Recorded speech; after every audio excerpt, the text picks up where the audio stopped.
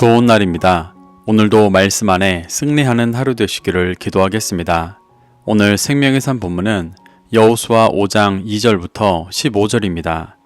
오늘 본문에서는 길갈에서 할례를 행하고 유월절을 보낸 후 여리고에 가는 길에서 여호수아가 여호와의 군대 대장을 만나는 모습이 나옵니다.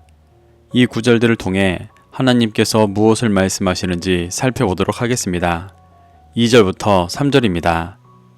그때 여호와께서 여호수아에게 이르시되 너는 부싯돌로 칼을 만들어 이스라엘 자손들에게 다시 할례를 행하라 하시매 여호수아가 부싯돌로 칼을 만들어 할례산에서 이스라엘 자손들에게 할례를 행하니라. 하나님은 이스라엘 백성들이 마른 요단강을 건너 길갈에 진을 치자 여호수아를 통해 부싯돌로 칼을 만들어 이스라엘 자손들에게 할례를 행하게 하라고 명하셨습니다. 부싯돌 칼은 불을 붙이는 칼이 아니라 날카로운 칼을 의미합니다. 당시는 이미 청동기였기 때문에 굳이 돌칼보다 더 날카로운 철기가 있었습니다. 그럼에도 날카로운 돌칼로 할례를 행하는 것은 영적인 의미가 있기 때문입니다. 여기서 부싯돌의 원어는 추르로 반석이라는 뜻입니다. 시편에서는 하나님을 나의 반석이라고 고백하는 부분에 자주 나오는데 그 반석이 추루로 쓰였습니다.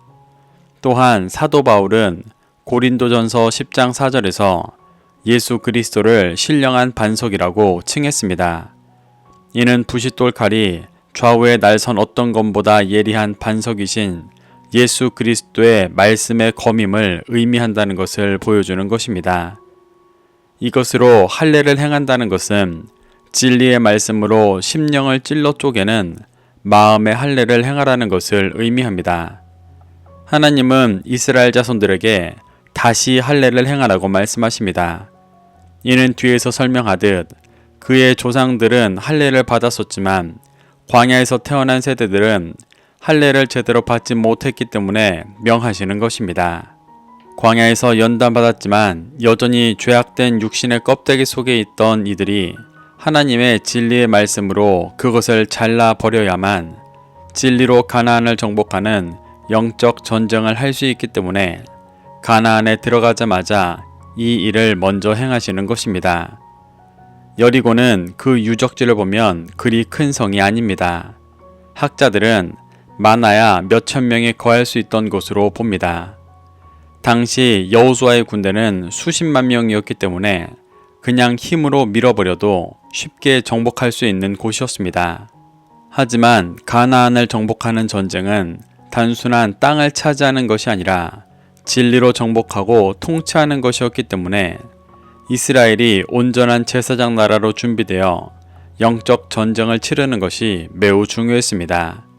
그래서 하나님은 이스라엘 백성들을 가나안에 들어온 첫 장소에서 죄악된 육신의 껍데기와 형식과 문자를 벗겨내는 할례를 하도록 인도하고 계신 것입니다. 4절부터 5절입니다. 여호수아가 할례를 시행한 까닭은 이것이니 애굽에서 나온 모든 백성 중 남자 곧 모든 군사는 애굽에서 나온 후 광야길에서 죽었는데 그 나온 백성은 다 할례를 받았으나 다만 애굽에서 나온 후 광야길에서 난 자는 할례를 받지 못하였음이라. 하나님은 여호수아가 할례를 시행한 이유에 대해 말씀해 주십니다. 애굽에서 나온 출애굽 1세대는 이미 할례를 행했으나 광야길에서 죽었고 광야길에서 태어난 자들은 아직 할례를 행하지 못했다고 말합니다. 출애굽하여 육적 할례를 행한 자들은 그 심령의 할례를 받지 않아 결국 죄 가운데 광야에서 연단받다가 죽었습니다. 하지만 광야길에서 태어난 자들은 육신의 할례를 넘어 하나님의 진리의 말씀으로 마음의 할례를 받아 진정한 제사장 나라를 이루어갈 수 있도록 인도해 주고 계십니다. 6절부터 7절입니다. 이스라엘 자손들이 여호와의 음성을 청종하지 아니하므로 여호와께서 그들에게 대하여 맹세하사 그들의 조상들에게 맹세하여 우리에게 주리라고 하신 땅 곧 젖과 꿀이 흐르는 땅을 그들이 보지 못하게 하리라 하시매 애굽에서 나온 족속 곧 군사들이 다 멸절하기까지 40년 동안을 광야에서 헤매었더니 그들의 대를 잇게 하신 이 자손에게 여호수아가 할례를 행하였으니 길에서는 그들에게 할례를 행하지 못하였으므로 할례 없는 자가 되었음이었더라. 하나님은 출애굽 1세대들은 여호와의 음성을 청종하지 않았기 때문에 그들에게 주기로 하셨던 가나안 땅을 보지 못하게 하셨고 다 멸절하기까지 40년간 광야에서 헤매게 하셨다고 말씀하십니다. 여기서 출애굽 1세대들을 애굽에서 나온 족속이라고 표현하시는데 이는 혈통적으로 이스라엘의 후손들만이 아니라 그들과 함께 출애굽했던 수많은 잡족들 또한 말합니다. 출애굽기 12장 48절을 보면 이스라엘에 거류하는 타국인들 중에서도 유월절을 지키기 위해서는 반드시 할례를 행해야 한다고 말씀하셨었기 때문에 대부분의 출애굽한 잡족들 또한 할례를 받았을 것입니다. 이렇게 출애굽 1세대들은 타국인마저도 할례를 받아 모두가 포피를 베는 육신의 할례를 받았었지만 정작 진리로 마음의 할례를 받지 않았었기 때문에 여호와의 음성을 청종하지 못하였고 결국 가나안에 들어가지 못했습니다. 하나님은 여호수아 세대에는 이러한 죄악을 반복하지 않도록 부싯돌로 할례를 행하시며 진정한 마음의 할례를 받을 수 있도록 인도하고 계시는 것입니다. 8절부터 9절입니다. 또 그 모든 백성에게 할례 행하기를 마침에 백성이 진중 각 처소에 머물며 낫기를 기다릴 때 여호와께서 여호수아에게 이르시되 내가 오늘 애굽의 수치를 너희에게서 떠나가게 하였다 하셨으므로 그곳 이름을 오늘까지 길갈이라 하느니라.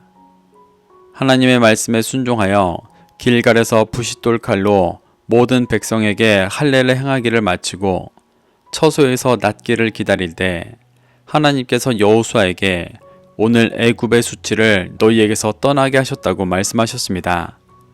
애굽의 수치는 하나님의 언약 백성임에도 애굽에서 죄의 노예로 살아가던 수치를 말합니다. 포피를 베어내는 행위만이 아니라 진리의 말씀으로 마음에 있는 죄악된 육신의 껍데기와 형식과 문자를 벗겨냈기 때문에 그 수치에서 떠나가게 하셨다고 말씀하시는 것입니다. 이것으로 이스라엘은 가나안을 정복할 자격을 갖춘 거룩한 제사장 나라가 되어가고 있었습니다. 10절부터 12절입니다. 또 이스라엘 자손들이 길갈에 진쳤고 그달 14일 저녁에는 여리고 평지에서 유월절을 지켰으며 유월절 이튿날에 그 땅의 소산물을 먹되 그 날에 무교병과 볶은 곡식을 먹었더라. 또 그 땅의 소산물을 먹은 다음 날에 만나가 그쳤으니 이스라엘 사람들이 다시는 만나를 얻지 못하였고 그 해에 가나안 땅의 소출을 먹었더라. 하나님은 이스라엘이 첫째 달 10일에 길갈에 진을 치게 하셨고 할례를 한 후 14일 저녁이 되어서 유월절을 지키게 하셨습니다.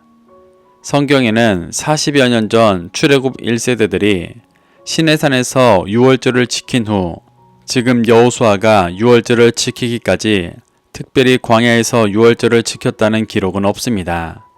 이는 유월절을 지키려면 할례를 받아야 하는데 할례를 받지 않았기 때문에 유월절을 온전히 지키지 못했을 것으로 봅니다. 그들이 광야에서 할례를 받지 않았던 이유는 광야의 혹독한 환경에서 위생상 할례를 행하기 쉽지 않았던 현실적인 이유도 있었겠지만 이스라엘의 중심이 단지 육신의 할례가 아니라 마음의 할례를 받을 수 있는 수준에까지 연단하시기 위함이었을 것입니다. 그래서 하나님은 광야에서 연단받은 세대들이 길갈에서 비로소 마음의 할례를 받게 하시고 바로 유월절을 지키게 하시며 애굽에서의 수치를 잊고 죄의 심판이 넘어가는 거룩한 제사장 나라로서 연단하고 계시는 것입니다. 이스라엘 백성들은 유월절을 보내며 무교병과 볶은 곡식을 먹었습니다. 무교병은 누룩이 섞이지 않은 순전한 말씀을 뜻합니다. 볶은 곡식은 불에 구운 곡식으로 성령님께서 가르쳐 주시는 진리의 말씀을 뜻합니다. 하나님은 가나안을 정복하기 시작하는 제사장 나라의 백성들이 이러한 의미의 무교병과 볶은 곡식을 먹으며 진리로 무장되도록 인도하시는 것입니다. 그리고 하나님은 그 땅의 소산물을 먹게 하시며 만나를 그치게 하셨습니다. 이는 하나님의 전적인 은혜였던 만나를 먹는 어린아이의 신앙에서 벗어나 그들이 땅을 경작하고 믿음으로 말씀을 뿌려 열매 맺은 것을 먹는 장성한 신앙에 이르게 하셨다는 것을 보여주시는 것입니다. 이러한 존재가 가나안을 진리로 정복하고 통치하게 되는 것입니다. 13절부터 15절입니다. 여호수아가 여리고에 가까이 이르렀을 때에 눈을 들어 본즉 한 사람이 칼을 빼어 손에 들고 마주 서 있는지라. 여호수아가 나아가서 그에게 묻되 너는 우리를 위하느냐 우리의 적들을 위하느냐 하니 그가 이르되 아니라 나는 여호와의 군대 대장으로 지금 왔느니라 하는지라. 여호수아가 얼굴을 땅에 대고 엎드려 절하고 그에게 이르되 내 주여 종에게 무슨 말씀을 하려 하시나이까. 여호와의 군대 대장이 여호수아에게 이르시되 내 발에서 신을 벗으라. 내가 선 곳은 거룩하니라 하니 여호수아가 그대로 행하니라. 할례와 유월절을 마친 여호수아가 여리고에 가까이 이르렀을 때 칼을 빼어 손을 들고 서 있던 여호와의 군대 장관을 만났습니다. 이는 하나님께서 출애굽기 23장 20절에서 약속하셨던 하나님의 사자입니다. 하나님은 사자를 앞서 보내어 이스라엘을 보호하시고 예비한 곳에 이르게 하신다고 말씀하셨었습니다. 이는 가나안을 정복하는 전쟁이 이스라엘이 힘으로 하는 것이 아니라 하나님께서 직접 행하시는 일임을 보여주는 것입니다. 하나님은 여호수아의 때까지 이 약속을 기억하시며 가나안 정복을 신실하게 인도해주고 계시는 것입니다. 여호수아가 여호와의 군대 대장에게 엎드려 절하자 그는 여호수아에게 내 발에서 신을 벗으라.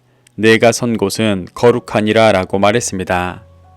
이는 출애굽기 3장 5절에서 하나님께서 호렙산에서 모세에게 말씀을 하셨던 것과 동일한 것입니다.